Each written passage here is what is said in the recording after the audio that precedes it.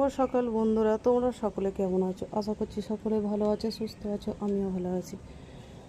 আর প্রত্যেক দিনের মতো আজকেও চলে এসেছি কাজটা সেরে স্নান টান করে ঠাকুরের জন্য ফুল তুলতে। আর দেখুন,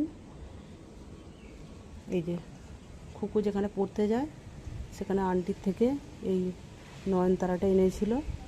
আর দেখুন, এখানে একটা ফুল হয়েছে।